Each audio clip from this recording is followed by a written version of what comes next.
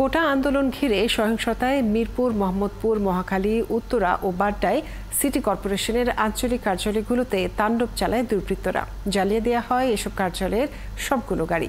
CC ক্যামেরার ছবিতে দেখা গেছে বিভিন্ন বয়সী যুবকরা পেট্রোল দিয়ে গাড়িগুলো পুড়িয়ে দেয়। সব মিলে উত্তর সিটির ক্ষয়ক্ষতির অঙ্কটা অন্তত 200 কোটি টাকা। গাড়ি পুড়ে যাওয়ায় রোজ 400 টন বর্জ্য অপসারণের সক্ষমতা হারিয়েছে উত্তর সিটি কর্পোরেশন।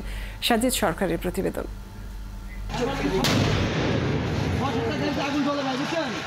19 জুলাই শুক্রবার বিকেল মিরপুর 10 নম্বরে উত্তর সিটি কর্পোরেশনের আঞ্চলিক অফিসের গাড়িগুলোতে আগুন দেয় দুর্বৃত্তরা।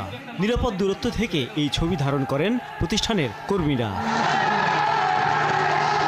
লাঠিসোঁটা নিয়ে বেশ কিছু দুর্বৃত্ত সেদিন প্রতিটি গাড়িতে আগুন দেয়। পুড়ে যায় 29টি গাড়ি, ভাঙচুর করা হয় আরও 17টি। তাদের বাধা দিলে পিটিয়ে আহত করা হয় বেশ কজন গাড়ি চালককে। হামলাকারীরা ছিল বিভিন্ন বয়সী যুবক।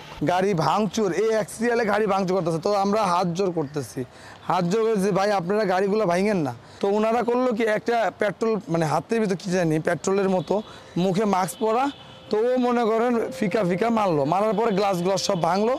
ওই পেট্রোল নিয়ে গাড়ি থেকে পেট্রোল নিয়ে মনে করেন প্রত্যেকটা গাড়ির ভিতরে ধরে ধরে প্রত্যেকটা একটা করে গাড়ি আগুন লাগলো। কেবল মিরপুরই নয়, মোহাম্মদপুর, মহাখালী, উত্তরা, বাড্ডা সহ উত্তর সিটির প্রায় প্রতিটি আঞ্চলিক অফিসেই একই দিন প্রায় একই সময়ে হামলা চলে। এসব ঘটনাতেও দেখা গেছে বিভিন্ন বয়সী যুবকদের। ট্যাক্সের টাকা দিয়ে এই জনগণের সম্পদকে কারা পুরালো? আমি অনুরোধ করব জাতির কাছে, সরকারের কাছে, আমাদের প্যারেন্টস মিনিস্ট্রিকে এটার আশু বিচার ব্যবস্থা নেওয়ার জন্য। উত্তর সিটির মেয়র জানান, এসব এলাকার প্রতিটি সড়কবাতি ভেঙে ফেলা হয়েছে। গাড়িগুলো পুড়িয়ে দেওয়ায় প্রতিদিন অন্তত 400 টন বর্জ্য অপসারণের সক্ষমতা হারিয়েছে উত্তর সিটি কর্পোরেশন। ক্ষয়ক্ষতির অঙ্কটাও 200 কোটিরও বেশি। হামলা চালানো হয় মোহাম্মদপুরের সূচনা কমিউনিটি সেন্টারে।